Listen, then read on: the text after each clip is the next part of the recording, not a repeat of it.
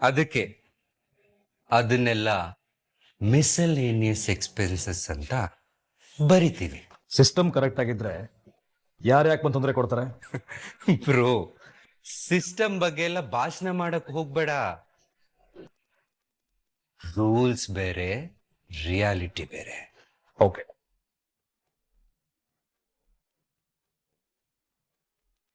ಇದೇನಿದು workers welfare fund? ಅಯ್ಯೋ, ನಮ್ಮ ಏರಿಯಾದಲ್ಲಿ ಗಣೇಶನ್ ಕೂರಿಸ್ತೀನಿ, ಅಣ್ಣಮ್ಮನ್ ಕೂರಿಸ್ತೀನಿ, ರಾಜ್ಯೋತ್ಸವ ಮಾಡ್ತೀವಿ, ಅನಾಥಾಶ್ರಮ ಕಟ್ಟಿದೀವಿ ಅಂತ ಈ ಏರಿಯಾ ಜನ, NGOಗಳೆಲ್ಲರೂ ಬರ್ತಾರೆ.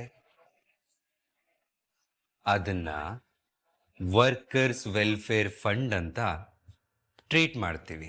ಡೊನೇಷನ್ ಅಂತಲೇ ಬರೀಬೋದಲ್ವಾ? CSR ಫಂಡ್ಸ್ ಅಲ್ಲಿ ಅದಕ್ಕೆ ಪ್ರಯೋಜನ ಇದೆಯಲ್ಲ.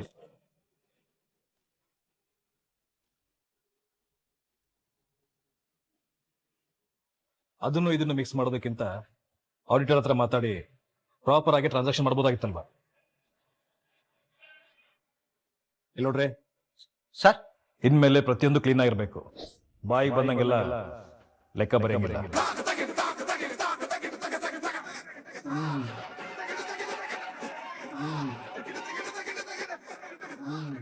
ಹಿಂದಿನ ವರ್ಷದ ಅಕೌಂಟ್ ಫೈನ್ ಎಲ್ಲ ತಗೊಂಡ್ ಬನ್ನಿ. ಸರಿ ಸರ್.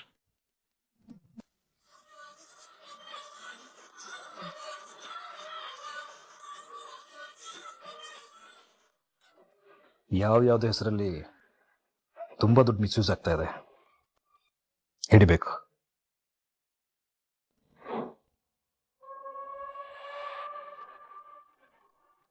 ಏ ಮುದ್ದು ಡ್ಯಾಡಿ, ಜ್ಯೂಸ್ ತಗೊಳ್ಳಿ.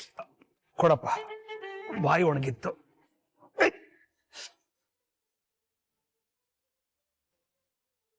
ಏನಾಯ್ತು ಮಾವ?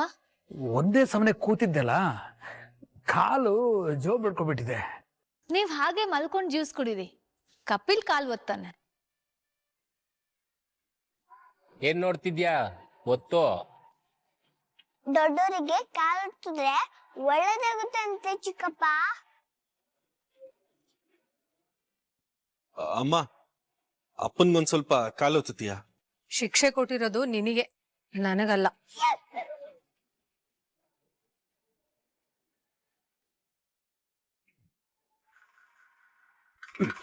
ಜ್ಯೂಸ್ ಕೊಡು.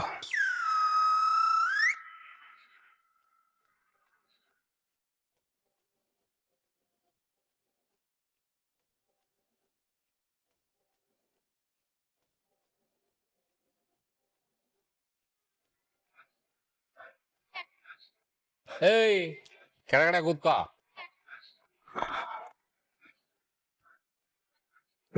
ನಿಧಾನ ನಿಧಾನ.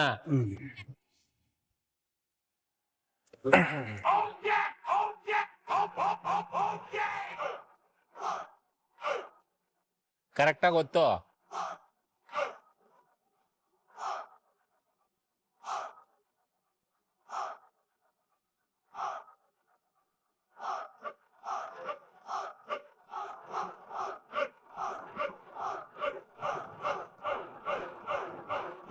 ಸ್ವಲ್ಪ ಉಳ್ಸಿದ್ಯಲ್ಲ, ತಗೋ ಕುಡಿ.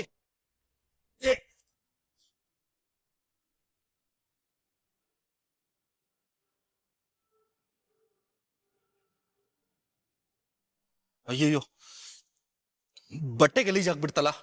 ನೋ ಪ್ರಾಬ್ಲಮ್, ವಾಶ್ ಮಾಡೋದಕ್ಕೆ ನೀನ್ ಇದೆಯಲ್ಲ, ವಾಶ್ ಮಾಡ್ಕೊಡು.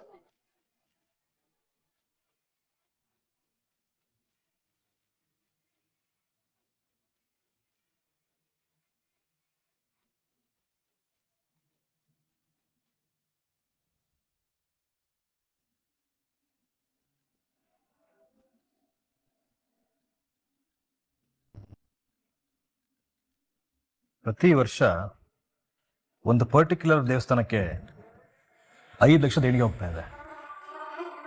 ಯಾವ ದೇವಸ್ಥಾನ ಅದು? ಯಾತ ಕಡೆ ಹೋಗ್ತಾ ಇದೆ? ಅದು ದೊಡ್ಡ ಯಜಮಾನ್ರಿಗೆ ದೇವ್ರು ದೇವಸ್ಥಾನ ಅಂದ್ರೆ ತುಂಬಾ ಭಕ್ತಿ ಸರ್. ಸರ್, ಅವರು ಬೇಕಾದಷ್ಟು ದೇವಸ್ಥಾನಗಳಿಗೆಲ್ಲ ಡೊನೇಷನ್ ಕೊಟ್ಟಿದ್ದಾರೆ ಸರ್. ಅದು ನನಗೂ ಗೊತ್ತಿದೆ, ಆದರೆ ಅವ್ರ ಕಂಪನಿ ಹಣದಿಂದ ದಾನ ಧರ್ಮ ಮಾಡ್ತಾ ಇರಲಿಲ್ಲ. ಹಾಗೆ ನೋಡಿದ್ರೆ ಇಲ್ಲಿ ಒಂದು ದೇವಸ್ಥಾನ ಬಿಟ್ಟರೆ ಲಿಸ್ಟಲ್ಲಿ ಬೇರೆ ಯಾವ ದೇವಸ್ಥಾನನೂ ಇಲ್ಲ.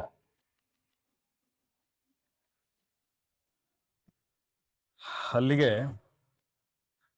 ಇದು ಅಪ್ಪ ಕೊಟ್ಟಿರೋ ಹಣ ಅಲ್ಲ, ಬೇರೆ ಯಾರೋ ಕೊಟ್ಟಿರೋ ಹಣ ಇದು. ಅದೇನೋ ನಂಗೆ ಗೊತ್ತಿಲ್ಲ ಸರ್. ಅದ್ ಹೇಗ್ರಿ ಮ್ಯಾನೇಜರ್ ನೀವು, ನಿಮ್ಗೆ ಗೊತ್ತಿಲ್ಲಂಗ ಆಗತ್ತೆ ಇದೆಲ್ಲ?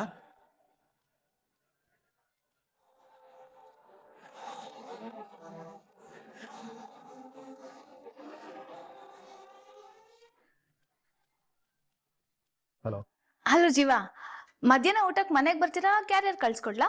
ಏನು ಬೇಡ ರಚ್ಚು, ಕಂಪ್ನಿ ಅಕೌಂಟ್ಸ್ ನೋಡ್ತಾ ಇದ್ರೆ ತಲೆಲ್ಲ ಚಿಟ್ಟು ಹಿಡಿತಾ ಇದೆ. ಏನಾಯ್ತಂತದ್ದು? ಪ್ರತಿ ವರ್ಷ ನಮ್ಮ ಸಂಸ್ಥೆಯಿಂದ ಒಂದು ದೇವಸ್ಥಾನಕ್ಕೆ 5 ಲಕ್ಷ ಡೊನೇಟ್ ಆಗ್ತಾ ಇದೆ. ಯಾತಕ್ಕೆ, ಯಾರು ಕೊಡ್ತಾ ಇದ್ರೆ ಅಂತ ಉತ್ತರ ಇಲ್ಲ. ಹಣದ ವಿಷಯದಲ್ಲಿ ಸಿಕ್ಕಾಪಟ್ಟೆ ಗೋಲ್ಮಾಲ್ ನಡೀತಾ ಇದೆ ಅಂತ ನಂಗೆ ಅನಿಸ್ತಾ ಇದೆ. ಒಂದ್ ಕೆಲ್ಸ ಮಾಡೋಣವಾ? ಏನು? ಆ ದೇವಸ್ಥಾನದ ಅಡ್ರೆಸ್ ತಿಳ್ಕೊಳ್ಳಿ, ನಾವೇ ಹೋಗ್ಬಿಟ್ಟು ವಿಚಾರಿಸೋಣ. ಆ ದೇಣಿಗೆ ಕೊಡ್ತಿರೋರು ಯಾರು, ಯಾತಕ್ಕೆ ಅನ್ನೋದೆಲ್ಲ ಗೊತ್ತಾಗುತ್ತಲ್ಲ. ಅದು ನ್ಯಾಯವಾಗಿರೋ ಟ್ರಾನ್ಸಾಕ್ಷನ್ ಅಂದ್ರೆ ಸುಮ್ಮನಿದ್ಬಿಡೋಣ. ಇಲ್ಲ ಅಂದ್ರೆ ಆ ವ್ಯಕ್ತಿನ ನಾವು ಪ್ರಶ್ನೆ ಮಾಡ್ಬೋದಲ್ವಾ? ಅದು ಕರೆಕ್ಟೇ. ಒಂದು ಕೆಲಸ ಮಾಡು, ನೀನು ರೆಡಿಯಾಗು, ಅಲ್ಲಿ ಯಾರಿಗೂ ಏನು ಹೇಳಕ್ ಹೋಗ್ಬೇಡ. ಗೇಟಿಂದ ನಿನ್ನ ಪಿಕ್ ಮಾಡ್ತೀನಿ ನಾನು. ಸರಿ ಜೀವ. ಓಕೆ.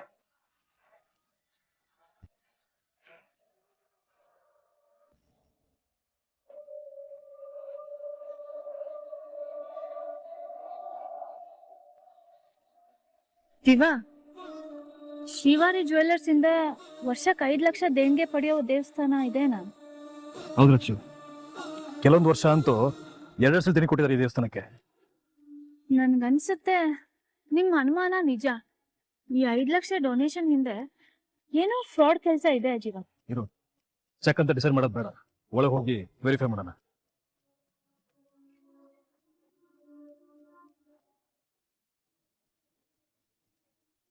ನಮಸ್ಕಾರ.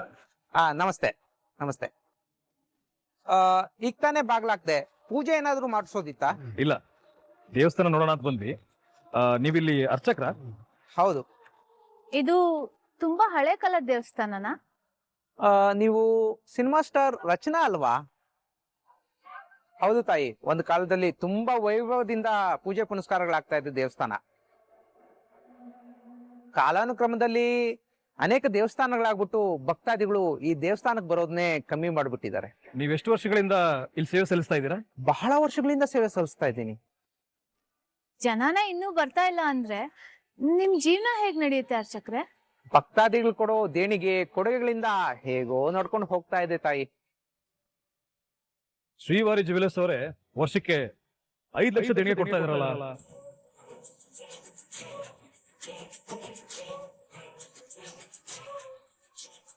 ಮತ್ತೇನ್ ಪ್ರಾಬ್ಲಮ್ ದೇವಸ್ಥಾನನ ಡೆವಲಪ್ ಮಾಡೋದಕ್ಕೆ? ನನಗೆ ಸಮಯ ಆಗ್ತಾ ಇದೆ, ನಾನು ಹೊಡ್ತೀನಿ. ಎತ್ಕೊಳ್ಳಿ. ನಾನು ಸಂಜೀವ್ ರಾಘವ್ ಚಂದ್ರ, ಜಗದೀಶ್ ಚಂದ್ರ ಅವ್ರ ಮಗ. ನಮ್ಮ ಕಂಪ್ನಿ ಕಡೆಯಿಂದ ಪ್ರತಿ ವರ್ಷ ನಿಮ್ ದೇವಸ್ಥಾನಕ್ಕೆ 5 ಲಕ್ಷ ದೇಣಿಗೆ ಸಿಗ್ತಿರೋದು ನಿಜನಾ ಸುಳ್ಳ? ಸುಮಾರು ವರ್ಷಗಳಿಂದ ಇಲ್ಲಿ ಸೇವೆ ಸಲ್ಲಿಸ್ತೀನಿ ಅಂತ ಹೇಳ್ತಾ ಇದ್ದೀರಾ. ಸುಮ್ನೆ ಯಾಕೆ ಈ ಪೊಲೀಸು ಕೇಸ್ ಎಲ್ಲ? ಅರ್ಚಕ್ರೆ, ನಾವು ನಿಮ್ಗೆ ತೊಂದರೆ ಕೊಡಕ್ ಬಂದಿಲ್ಲ, ಸತ್ಯ ತಿಳ್ಕೊಳಕ್ ಬಂದಿದೀವಿ ಅಷ್ಟೇ. ದಯವಿಟ್ಟು ಹೇಳಿ. ನಿಜಾನೇ,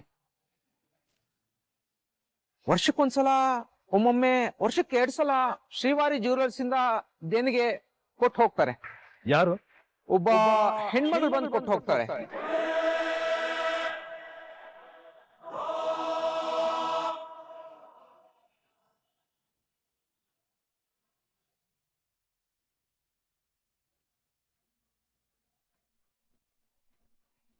ಅಮ್ಮವ್ರೆ, ಸಡನ್ ಆಗಿ ರಚನೆ ಎಲ್ಲಿಗೋದ್ಲು? ಕೇಳ್ದೆ, ಸರಿಯಾಗಿ ಏನು ಹೇಳಿಲ್ಲ. ಆದ್ರೆ ಅಂಗಡಿಗೆ ಹೋಗ್ತೀನಿ ಅಂತ ಹೇಳ್ತಾ ಇದ್ರು. ಅಂಗಡಿಗ? ಚಾನ್ಸೇ ಇಲ್ಲ. ಅವಳು ಬೇರೆ ಯಾವುದೋ ಇಂಪಾರ್ಟೆಂಟ್ ಕೆಲಸದ ಮೇಲೆ ಹೊರಗೆ ಹೋಗಿರ್ತಾಳೆ. ಅದ್ರ ಸುಳಿವು ನಮಗೆ ಸಿಗ್ಬಾರ್ದು ಅಂತ ಅನ್ಕೊಂಡಿರ್ತಾಳೆ. ಪರವಾಗಿಲ್ಲ, ನೋಡ್ಕೋತೀನಿ. ನನಗೂ ಒಂದು ಮುಖ್ಯವಾದ ಕೆಲಸ ಇದೆ. ನಾನು ಅಮ್ಮ ಹೊರಗೆ ಹೋಗ್ತಾ ಇದ್ದೀವಿ. ನಾವು ಬರೋಷ್ಟರಲ್ಲಿ ನೀನು ನನಗೊಂದು ಕೆಲಸ ಮಾಡ್ಕೊಡ್ಬೇಕು ರೂಪಿಣಿ. ಹೇಳಿ ಅಮ್ಮವ್ರೆ. ಕೃಷ್ಣನ್ ಮೇಲೆ ಮತ್ತೆ ಬೊಂಬೆ ಬಿಡು. ಮತ್ತೆ ಗೊಂಬೆನಾ? ಯಾರ ಕೈಗಾದ್ರೂ ಗೊಂಬೆ ಸಿಗಾಕೊಂಡ್ಬಿಟ್ರೆ ಅಮ್ಮವ್ರೆ? ಸಂಜೀವನು ರಚನಾನು ಮನೇಲಿಲ್ಲ, ಬಾಲನು ಇಲ್ಲೆಲ್ಲೂ ಕಾಣಿಸ್ತಾ ಇಲ್ಲ. ಕೃಷ್ಣ ಒಬ್ಳೇ ಇದ್ದಾಳೆ, ಮತ್ ಬೊಂಬೆ ಹೇಗ್ ಸಿಕ್ಕಾಕೊಳ್ಳುತ್ತೆ? ಹೌದಲ್ಲ ಕರೆಕ್ಟ್. ಕೃಷ್ಣ ಕಾರಲ್ಲಿ ಸಿಕ್ಕಾಕೊಂಡು ಪ್ಯಾನಿಕ್ ಆದ್ಲಲ್ಲ, ಅದಕ್ಕಿಂತ ಹೆಚ್ಚಿನ ಡೋಸ್ ಕೊಡು ಈ ಸಲ. ಭಯ ಹೆಂಗ್ ಹುಟ್ಟಬೇಕು ಅಂದ್ರೆ, ನಾನು ಈ ಮನೇಲಿ ಇರಲ್ಲ, ನನ್ನನ್ನು ಎಲ್ಲಿಗಾದ್ರೂ ಕರ್ಕೊಂಡು ಹೊಟ್ಟೋಗಿ ಅಂತ ಅಪ್ಪ ಅಮ್ಮನ ಕಾಲಿಗೆ ಬಿದ್ದು ಅಳ್ಬೇಕು ಮಗು. ಅರ್ಥ ಆಯ್ತಾ? ಸರಿ ಅಮ್ಮರೇ, ನಾನೆಲ್ಲ ನೋಡ್ಕೋತೀನಿ. ಏನಾದ್ರೂ ಇದ್ರೆ ಫೋನ್ ಮಾಡು. ಆಯ್ತು, ಬರ್ತೀನಿ.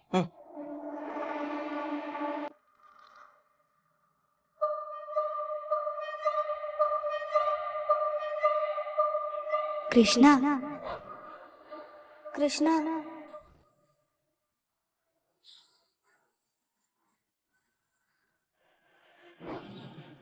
ಕೃಷ್ಣ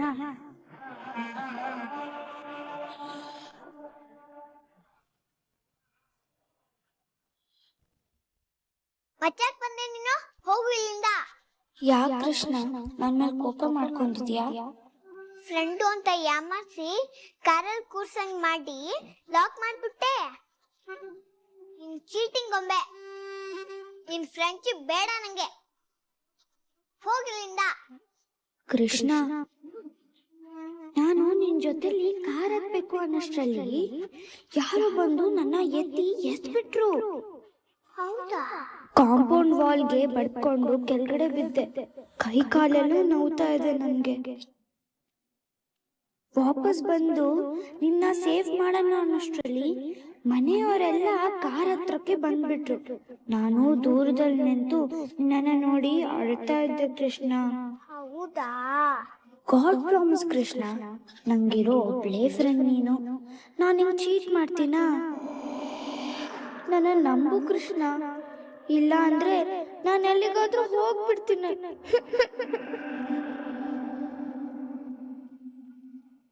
ಅಳ್ಬೇಡ ಗೊಂಬೆ, ನನಗೆ ನಿನ್ ಮೇಲೆ ಕೋಪ ಇರೋದೆಲ್ಲ ಎಲ್ಲ ಹೋಯ್ತು. ರಿಯಲಿ? ಹಾಗಾದ್ರೆ ಬಾ, ನನ್ ಜೊತೆ ಆಟ ಆಡು. ಏನ್ ಆಟಾಡೋಣ? ಅಡ್ಗೆ ಮನೆಗೆ ಹೋಗಿ ಟೀ ಮಾಡೋ ಆಟ ಆಡೋಣ. ನನಗೆ ಟೀ ಮಾಡಕ್ ಗೊತ್ತಿಲ್ವಲ್ಲ. ನಾನು ಹೇಳ್ಕೊಡ್ತೀನಿ. ಬಾ.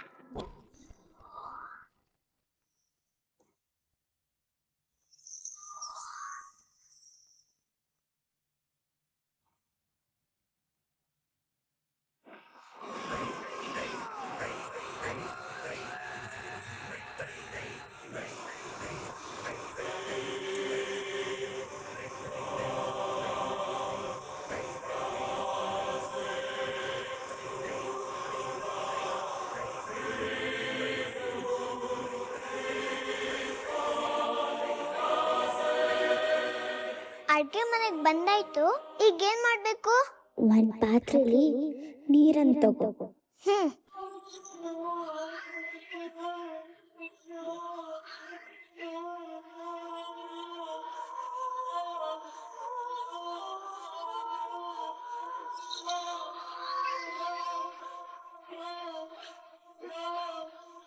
ಗೊಂಬೆ, ಮತ್ತಿನ್ನೇನ್ ಮಾಡ್ಬೇಕು?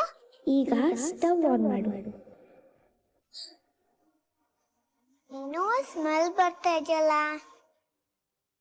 ಇಷ್ಟೊತ್ತು ಯಾರಾದ್ರೂ ಸ್ಟವ್ ನ ಯೂಸ್ ಮಾಡಿದ್ರಿ? ಆ ಸ್ಮೆಲ್ ಅದು. ನೀನ್ ಆನ್ ಮಾಡು.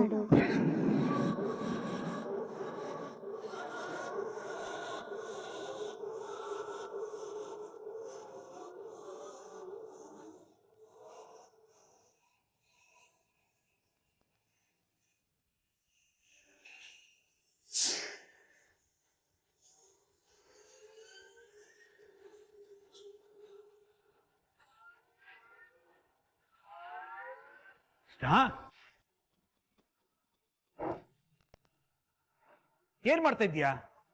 ಟೀ ಮಾಡೋಣ ಅಂತ ಬಂದೆ ತಾತ. ಟೀನಾ? ನೀನಾ? ಒಂದ್ ನಿಮಿಷ ಇರು. ಈ ಬರ್ನರ್ ಎಲ್ಲ ಯಾಕೆ ಆನ್ ಮಾಡಿದ್ಯಾ? ಗ್ಯಾಸ್ ಬೇರೆ ಲೀಕ್ ಆಗ್ತಿದೆ.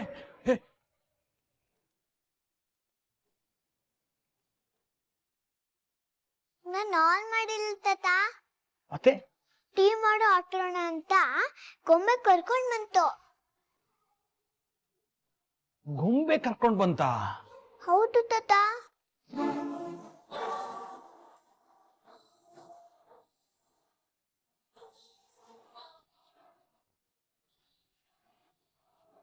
ತಾತ ಗೊಂಬೆ ಇಲ್ಲೇ ನಿಂತಿತ್ತು, ಎಲ್ಲೋಯ್ತು? ಇರು, ಏನು ಮಾಡ್ಬೇಡ.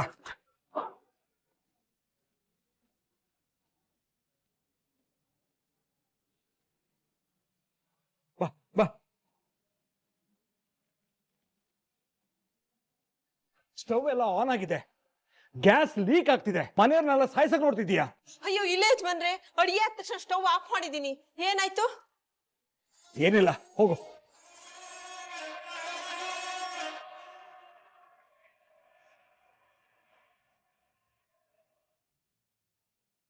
ಕೃಷ್ಣ, ಗೊಂಬೆ ಬಂದು ಆಗಾಗ ನಿಂಗೆ ಭಯ ಪಡಿಸ್ತಾ ಇದ್ರು, ಮತ್ತ್ಯಾಕೆ ನೀನ್ ಅದನ್ನ ಹತ್ರ ಸೇರಿಸ್ಕೊತಾ ಇದ್ದೀಯಾ? ಸರಿ ನೋಡು, ಇಲ್ಲಿ ನಡೆದಿರೋದನ್ನ ಅಪ್ಪ ಅಮ್ಮಂಗೆ ಹೇಳ್ಬೇಡ, ಅವರು ಭಯ ಪಡ್ಕೋತಾರೆ. ಸರಿ ತಾತ, ನಾನು ಹೋಗಿ ಓದ್ಕೊಂತೀನಿ. ಸರಿ ಪುಟ್ಟ, ಜಾಗ್ರತೆ.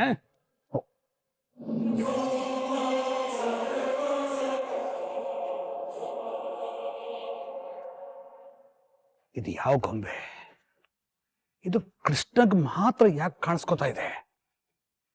ಏನಿದ್ರ ಮರ್ಮ?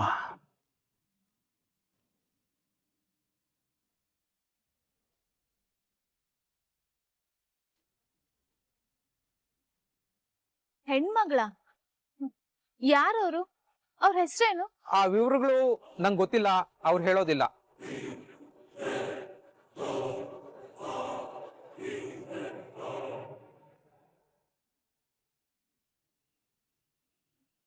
ಇವ್ರ ಅಲ್ಲ. ಇವರು ಅಲ್ಲ. ಅಲ್ವಾ? ಇವರು ಇವರು ಅಲ್ಲ. ಇವ್ರು ಯಾರು ಅಲ್ಲ ಅಂದ್ಮೇಲೆ ಮತ್ತೆ ಶ್ರೀವಾರಿ ಜ್ಯುವೆಲ್ಲರ್ಸ್ ಇಂದ ಇನ್ಯಾರು ಬರ್ತಾರೆ? ಗೊತ್ತಿಲ್ಲ ತಾಯಿ. ಅವ್ರು ಬರೋ ಸಮಯದಲ್ಲಿ ಯಾರಾದ್ರೂ ಭಕ್ತಾದಿಗಳಿದ್ರು ತಕ್ಷಣ ಅವ್ರನ್ನ ಹೊರಗಡೆ ಕಳಿಸ್ಬಿಡ್ತಾರೆ. ಇಡೀ ದೇವಸ್ಥಾನನ ಅವ್ರ ಕಂಟ್ರೋಲ್ ತಗೊಂಡ್ಬಿಡ್ತಾರೆ. ಆ ಹೆಣ್ಮಗಳು ಮುಖ ಕಾಣದೆ ದೂರದಲ್ಲಿ ನಿಂತು ದೇಣಿಗೆನ ಕಳಿಸ್ತಾಳೆ ತಾಯಿ. ನಂತರ ನನ್ನ ಹೊರಗಡೆ ಕಳಿಸಿ ದೇವಸ್ಥಾನನ ಬಾಗಿಲು ಮುಚ್ಚಿಬಿಡ್ತಾರೆ. ಅಲ್ಲ, ದೇವಸ್ಥಾನ ಬಾಗಿಲು ಮುಚ್ಚಿ ಏನ್ ಮಾಡ್ತಾರೆ? ಯಾರಿಗೂ ಗೊತ್ತಾಗ್ದಿರೋ ತರ ಹೋಮ ಹವನ ಏನಾದ್ರು ಮಾಡ್ತಾರ? ಇಲ್ಲ, ನಾಟ್ಯ ಮಾಡ್ತಾರೆ. ಹಾಡ್ತಾಳೆ, ಅಳ್ತಾಳೆ, ನಗ್ತಾಳೆ, ಹೃದಯನೇ ಕಿತ್ತು ಬರೋ ತರ ವಿಕಾರವಾಗಿ ಕಿರ್ಚ್ಕೊಳ್ತಾಳೆ. ಆಮೇಲೆ ತನ್ನ ಪಾಡಿಗೆ ತಾನು ಕೊಟ್ಟು ಹೋಗ್ತಾಳೆ. ಆಕೆ ಯಾರು, ಎಲ್ಲಿಂದ ಬರ್ತಾಳೆ, ಏತಕ್ಕೋಸ್ಕರ ನಮ್ಮ ದೇವಸ್ಥಾನಕ್ಕೆ ಬರ್ತಾಳೆ ಅನ್ನೋದು ಇಲ್ಲಿವರೆಗೂ ರಹಸ್ಯವಾಗೇ ಉಳಿದಿದೆ. ಇಷ್ಟೇ ನನ್ಗೆ ಗೊತ್ತಿರೋದು. ಇದ್ರ ಮೇಲೆ ಏನು ಕೇಳ್ಬೇಡಿ, ನಾನು ಹೊಡ್ತೀನಿ. ಅರ್ಚಕರೇ, ಒಂದ್ ನಿಮಿಷ. ಇದನ್ನ ಖರ್ಚಿಗೆ ಇಟ್ಕೊಳ್ಳಿ. ಆ ಹೆಣ್ಮಗಳು ನೆಕ್ಸ್ಟ್ ಟೈಮ್ ಇಲ್ಲಿ ಬರೋದ್ ನಿಮ್ಗೆ ಗೊತ್ತಾದ್ರೆ ಈ ನಂಬರ್ಗೆ ಫೋನ್. ಆಯ್ತು, ಸರಿ, ನಾನು ಬರ್ತೀನಿ.